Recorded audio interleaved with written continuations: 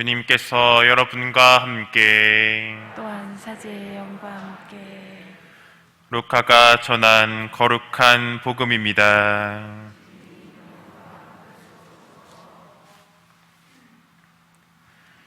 그때 목자들이 베들레헴으로 서둘러 가서 마리아와 요셉과 구유에 누운 아기를 찾아냈다.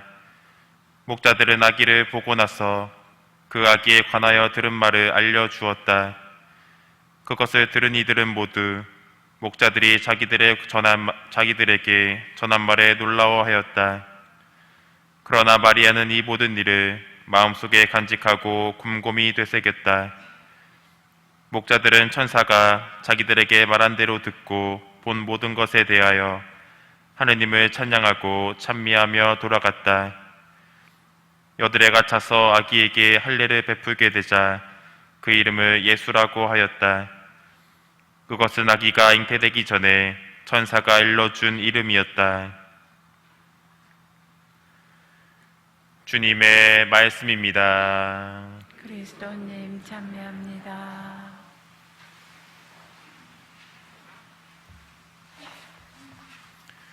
찬미 예수님, 2023년 계면의 해가 밝았습니다. 그래서 옆에 있는 신자분들과 함께 새해 복 많이 받으십시오라고 한번 인사 한번 나누도록 하겠습니다. 새해 복 많이 받으십시오.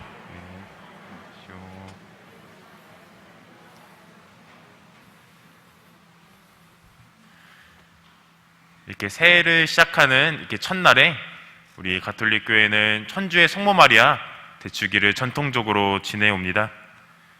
성모님의 아들 예수님께서는 삼일체 신비 안에서 볼 때 참 하느님이십니다. 그래서 성모님 또한 하느님을 낳으신 곧 하느님의 어머니가 되시는 겁니다. 이 칭호는 성모님의 신적인 능력을 찬양하는 것이 아니라 예수님께서 정말 참 하느님이심을 보여주는 칭호라고 할 수 있겠습니다. 한편 성모님께서는 예수님을 키우실 때 어지간히 애를 많이 먹으셨습니다. 왜냐하면 예수님께서는 어떤 의미로는 좌충우돌이셨기 때문입니다. 예수님 가정이 예루살렘에서 파스카 축제를 지내고 다시 집으로 돌아와야 하는데 예수님께서는 돌아오시지 않고 4일 동안이나 성전에서 지내시며 율법학자들과 이야기를 나누십니다. 4일 동안 예수님을 찾아 헤맨 성모님의 마음은 어떠했을까요?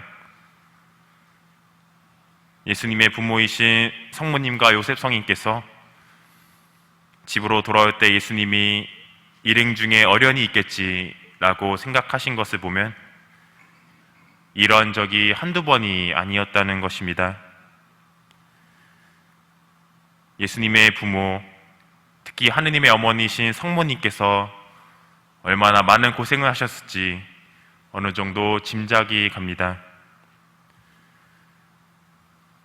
하지만 성모님께서는 인간적으로 이해가 되지 않는 일들이 일어날 때마다 오늘 복음 말씀처럼 모든 일을 마음속에 간직하고 곰곰이 되새기십니다. 이해가 되지 않는다고 받아들이지 않는 것이 아니라 하느님 안에서 생각하고 기도하시면서 이해가 되지 않는 일들을 받아들인 것입니다. 예수님께서 성장하셔서 공생활을 시작하셨을 때에는 성모님께서 더 많은 고생을 하셨을 거라 생각됩니다. 예수님께서 하느님 구업 사업을 펼치시면서 이에 따른 사람들의 찬양과 찬미가 있었지만 또한 지도자 계층 사람들의 시기와 질투, 목숨의 위협 또한 있으셨기 때문입니다. 이러한 소식들을 전해 듣는 성모님께서는 얼마나 조마조마하시고 마음이 떨리셨을까요? 이후에 예수님께서 십자가에 못 박히실 때 그 십자가 아래에 계시면서 피눈물을 흘리시면서 예수님이 겪는 고통을 온전히 다 받으셨습니다. 자기 아들이 처참하게 십자가 밑에서 고통을 받고 있는데 어떤 어머니가 고통스럽지 않다고 할 수 있을까요? 하지만 성모님께서는 이러한 모든 것들을 온전히 다 겪어내셨습니다. 그리고 진정한 하느님의 어머니가 되셨습니다. 우리가 성모님을 하느님의 어머니라고 부르는 이유는 여러 가지 신학적인 이유들이 있겠지만 한 인간이 예수님의 구원 사업에 협력할 수 있다는 사실을 보여주는 것입니다. 성모님도 하느님의 은총을 받은 한 인간이셨고 이 한 인간이 예수님의 구원 사업에 협력하게 된다는 것입니다. 우리들도 성모님과 마찬가지로 이 하느님의 어머니의 역할을 수행할 수 있습니다. 다시 말해서 하느님의 어머니가 될 수 있다는 것입니다.